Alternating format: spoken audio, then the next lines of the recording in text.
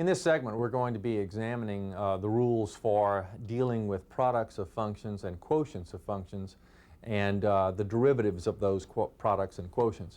And we're going to find that although these processes are relatively easy, the algebra within them gets to be a little bit cumbersome. That is, we're going to be dealing with more terms and so forth than we are comfortable dealing with maybe. We're kind of shifting back to when we were talking about limits of difference quotients where we had to lay out a lot of stuff like this. So just give yourself a lot of room and understand the overall idea, the basic concept involved, and you're not going to have a lot of trouble.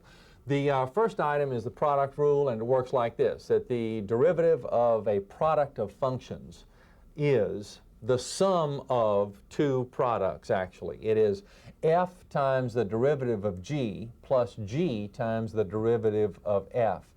And even more generally, we can stretch it out a little bit and get a general idea of how this is flowing by looking at the derivative of f times g times h.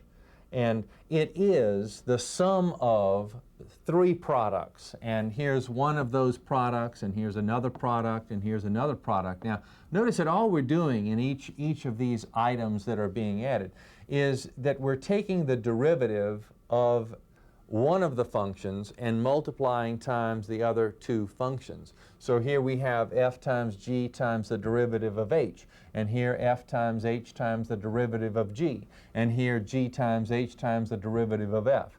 You see, and that generally is the way that these will flow. So if we have that idea, then if we know that concept, then the way that we proceed through is to write down the original function, identify that we need to use the product rule, and then apply the product rule sort of symbolically, like this. If we have f of x is 2x cubed times 3x minus 5, we're thinking of this as a function and that as a function. All right, so we're going to apply the product rule. And it is that we're taking this factor or this term and multiplying times the derivative of the binomial. And then we take the binomial and go with the derivative of that outside term. So we write that down. We have to write 2x cubed times the derivative of the binomial, and then the binomial times the derivative of the 2x cubed. And now let's resolve this. What does this mean? Well, let's see. The derivative of 3x minus 5 is simply 3. And we just pop that in. And then over here, bring down the 3x minus 5, and the derivative of 2x cubed is 3 times 2, 6x squared. And now go ahead and expand. 3 times 2x cubed is 6x cubed. 3x minus 5 times 6x squared. 6x squared times 3x is 18x cubed. 6x squared times minus 5 is minus 30x squared. Collecting the like terms, we get this. So here's our derivative function. And the best advice that I can give you here, the calculus of this is not hard. The algebra of it is what makes it tricky.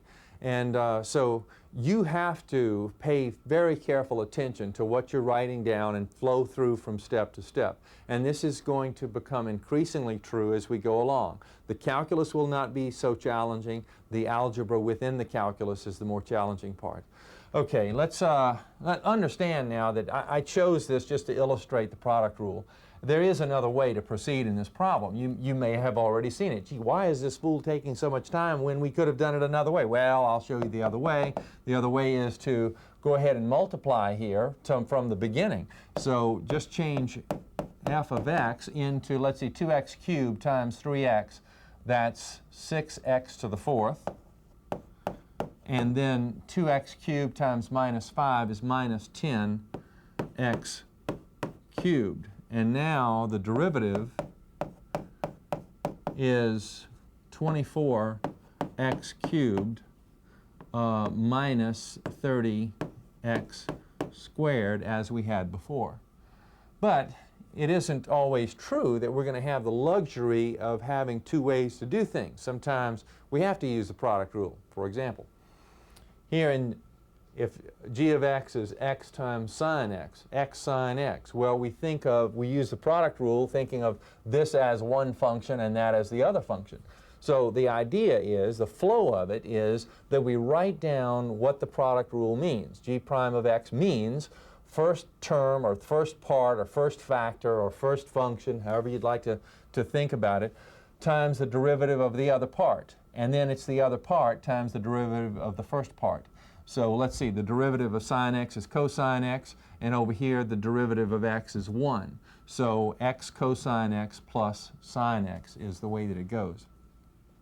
Let's play with this idea just a little bit. I want to rock back to a rather simple situation and let you know about some consistency here. Sometimes when the rules of math get convoluted with one another and we get a little bit confused about how things should run, remember that if f of x is 5x to the 4th power, then by the constant multiple rule and the power rule, we say that 4 times 5 is 20x to the 3rd power. All right, that's the fast and easy way to do it. Suppose you looked at this and in a moment of not remembering that other business, you said, let's use the product rule. Well, let's use the product rule. We have this item, our function, times that function. Well, that's a constant function, and that one's okay. That's kind of familiar to us. But using the product rule here, we would have the derivative would be 5 times the derivative of x to the 4th, and then plus x to the 4th times the derivative of 5. So let's see, 5 times the derivative of x to the 4th, this would be 4x cubed. And the derivative of that constant 5 turns out to be 0, so that term goes out. And 5 times 4x cubed is 20x cubed, as we expected from before. So it all kind of works out and blends in, and this is what we would expect to have happen here. We want that consistency to occur in mathematics. Here's the format for finding the derivative of a quotient. Now, it's written in very general terms involving the quotient of two functions, but really the way we're going to use it is we're going to be talking about the derivative of a quotient, and we're going to have a numerator and denominator. So just think of this as numerator and denominator, and notice that it is that the denominator function or the denominator expression or whatever's in the denominator is going to play a significant role over here. It appears in several places. So we have the denominator times the derivative of the numerator minus the numerator times the derivative of the denominator all over the denominator squared. So if we have this as our function with a numerator and denominator, then the derivative of our function is found by, well, think of it, go through this process a couple of times and think of, let's see, numerator over denominator. F is the numerator, G the denominator. All right, so we have denominator times derivative of numerator minus numerator times derivative of denominator over denominator squared. So following the same format, and the first few times you do this, use this as kind of a template and just fill in the information into the proper spot. And go ahead and use that template time and again. And then through multiple use of this and in practicing it, it will enter your mind as a memory. And you don't have to actively memorize it. It will just come to you. And let it come to you in that way. Just write this on the side of your paper or somewhere to refer to, and after you refer to it a few times, it will be sort of automatic. Okay, so let's see. Referring to this, we have, let's see, denominator times derivative of numerator. So we have denominator times derivative of numerator, then minus the numerator times the derivative of the denominator, and then all of this is over the denominator squared. And then off we go with performing indicated operations. It's this part that's the most important part. The rest of it is manipulation. And of course finding the derivatives of these little rascals. But we have, let's see, the derivative of 2x cubed is 6x squared. And over here the derivative of x minus 5 is simply 1. So from here we expand in the numerator and collect as we're able to and so on. And I'm confident that we can do that from here. The idea is to use this as a format or a template and plug in the proper information. Now, once you have the quotient rule at your disposal, once you have it available to you, well, first of all, you figure out after you use it a couple of times, because it's so convoluted, that it's not your least favorite way of finding the derivative of a function. You'd like not to use it if you can because it has so much manipulation involved in it. So you look for an outlet. You look for a way to manipulate the original function so that you don't have to use the quotient rule. And that's okay. It's all right to do that unless you're trying to practice the quotient rule directly. But a lot of times you're going to find out that functions can be manipulated so that you can get around using the quotient rule. Let me show you a couple of those techniques.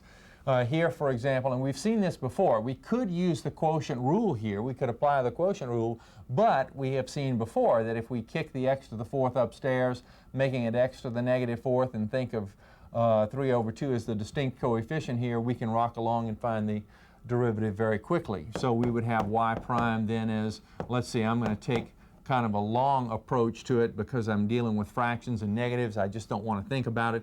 So I'm going to think of 3/2 times the derivative of this. That's negative 4 x to the negative 5.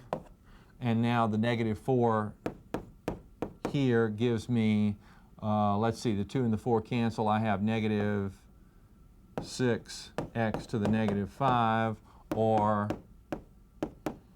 negative 6 over x to the 5th. And in this one, the 2x cubed minus 5 is the numerator. We have a constant for the denominator. But when there's a single term here, a lot of times, as we saw over here, we can kick things around, we can move things about. And even with a constant denominator and a binomial numerator, we can think of 6 as being 1/6 times that numerator. You see, and in this way we are avoiding using the quotient rule once again. I hate to say that we're doing a manipulation just to avoid using one of the rules, but that truly is probably what's going on. We're trying to efficiently get to our derivative. Sometimes we have to use the quotient rule, but we don't always have to. We can manipulate our way out of it. And here, let's see, so the y prime then is 1/6 times the derivative of this. The derivative of 2x cubed is 6x squared. The derivative of the 5 is 0, so it goes out. 1/6 times this gives us x squared. Here's another one. We have 4x to the 3/2 in the numerator, x in the denominator. Looks like we need to use the quotient rule, but no, we can get ourselves out of it. This x can slip up to the numerator and becomes x to the negative 1. Multiplying here, we're simply adding the exponents. 3/2 minus 2/2 is 1/2. So 4x to the 1/2. Take the derivative and we have 4 times the derivative of this. And notice that I'm kind of taking the long road here. I could say 1/2 of 4 is 2 times x to the 1/2 minus 1 is negative 1/2. You see, and do all of that in one step. Or I can say, well, I'm going to relax. I'm not going to try to think too far ahead, and that's a good idea. Bring down the 4 and talk about or think about the derivative of this. So it's 1/2 x times an exponent, which is 1/2 minus 1. Okay, good. Now evaluate or simplify. Half of 4 is 2. 1/2 minus 1 is negative 1/2, so the derivative is 2 over the square root of x. Let's talk about the other trig functions. We talked about the derivative of sine and the derivative of cosine. The other trig functions turn out to be quotients. And so you can show or prove their derivatives by using the notion of their quotient idea and the derivative of sine and cosine and the quotient rule. Look at those situations in the textbook. You might want to perform those operations a little bit yourself just to verify it and get a little practice. But it works out like this, that the derivative of tangent x is secant squared x. Doesn't seem to be any rhyme or reason for all this, but this is the way that it works out. The derivative of cotangent x is the negative of cosecant squared x. The derivative of secant x is secant x tangent x, and the derivative of cosecant x is negative cosecant x cotangent x. Now, you remember probably from working with identities before when you were taking trigonometry that there was some value in recognizing patterns of some kind, and it helps to trip start the memory in certain areas and so forth. Notice here that tangent x is associated with well, the derivative of tangent is secant squared. Okay, but the tangent and secant idea are related here in this derivative process.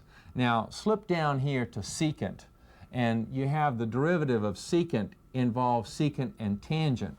You see, the derivative of secant involves tangent, the derivative of tangent involves secant.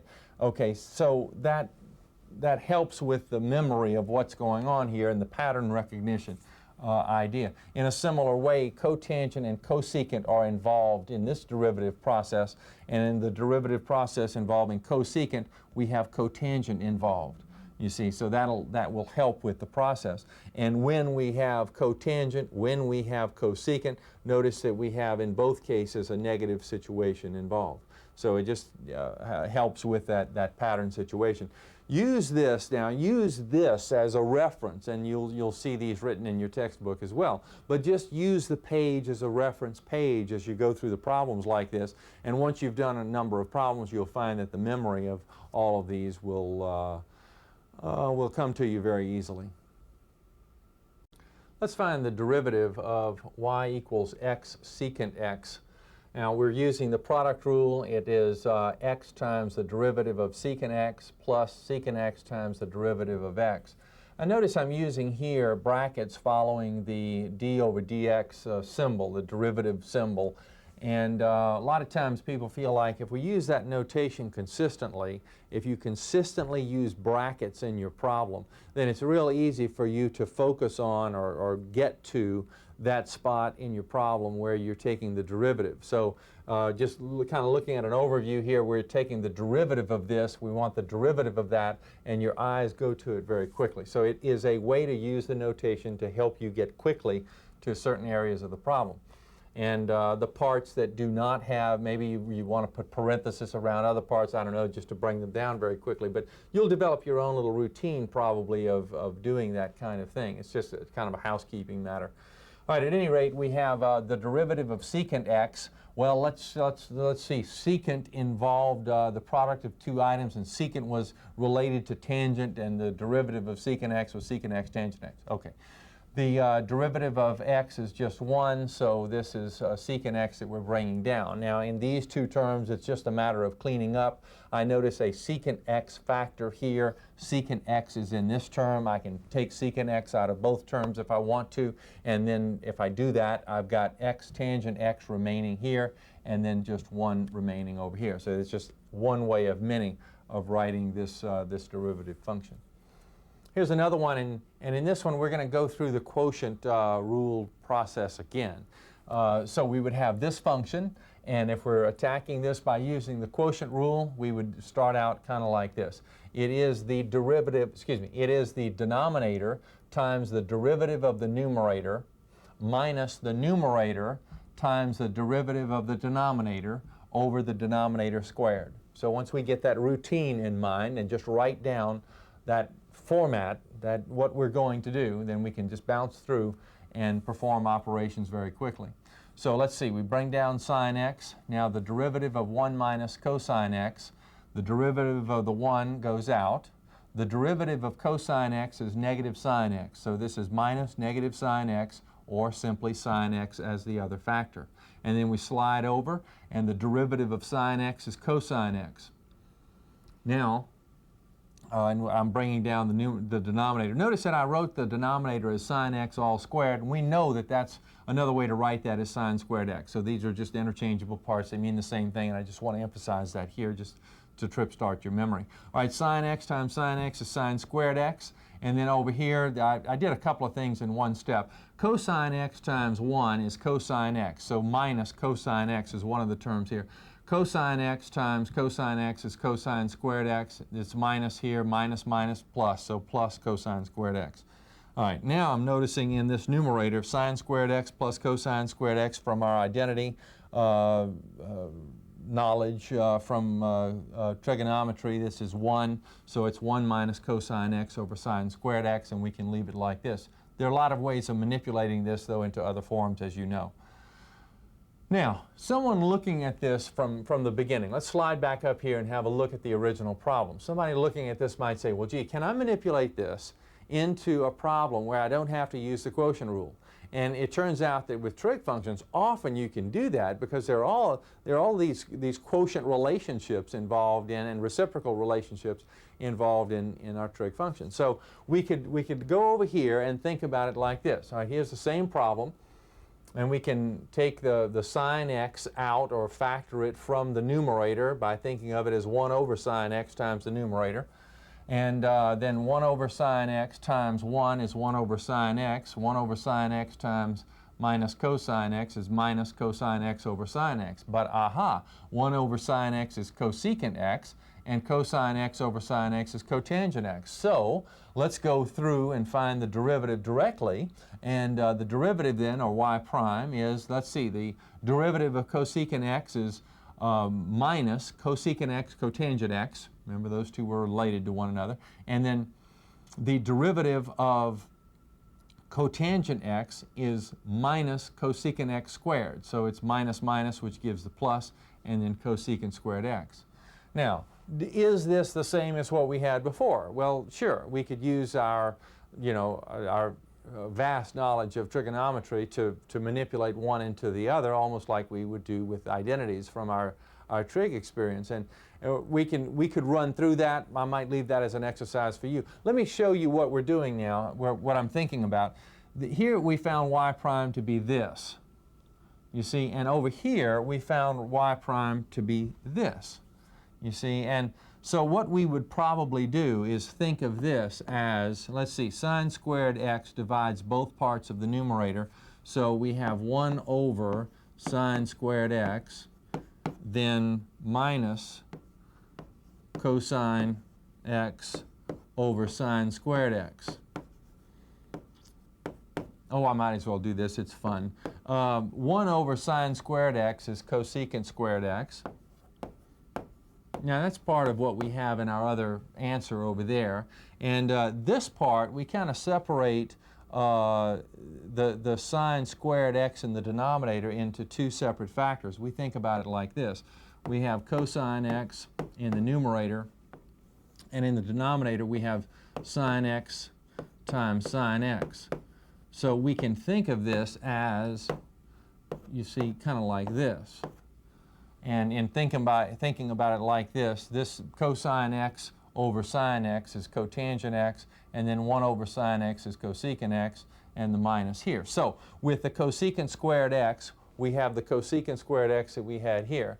And our negative comes from this negative right here. Cosine x over sine x gives us the cotangent x part here, and the 1 over sine x is the cosecant x part right here. So we can easily manipulate these into one another if we'd like to do that. Now, a little bit ago we talked about a position equation or a position function, and then its derivative became something else or gave us some other information. You know, it turns out that we can take derivatives of derivatives. We can stack these things, these functions. And when I say stack, maybe that's the wrong word, but we can do this. We can take a function, we can take its derivative, and then we can take the derivative of the derivative. Now, this is called the second derivative, or y double prime. If we're thinking of this as y prime, this is y double prime. We could take the derivative of this, and we would have y triple prime. You see, we would have the prime of that. And then we could take another derivative. And really, this then is called the fourth derivative of the original function. So derivative, derivative of derivative, derivative of derivative of derivative, and so on. And so we get now, and this can continue as far as we'd like to go. But as the notation for it beyond here is to use a parenthesis in whatever number we'd like to in here to indicate the level of the derivative that we're talking about. Notice the primes though here, and that symbolism, that notation would follow through. It's the same kind of notation if we were using function notation. That is, if f of x, we start with f of x, and the first derivative is f prime of x, and then the derivative of that is f double prime of x, and when we take the derivative of that, it means f triple prime of x, and when we go to the fourth level, we use a little 4 in parentheses. So that's the notation. There are a couple of other notations. You can look at those in your textbook, but we'll most frequently be using these notations. Now, when we get into these lower levels of derivatives, here's the kind of thing that can happen. We talked earlier about h of t as a height function, and we called it a position equation. In your textbook or in many textbooks, it's actually s of t. S is the for the height. I'm using h for emphasis here. So it's a position function, and then its derivative function is a velocity function that we could call v of t. You see, velocity in terms of time. And the derivative of the velocity function gives a function which gives information about acceleration. So the second derivative of a position function is an acceleration function. The first derivative of a position function is a velocity function. So that's how these situations, these manipulations can come into play.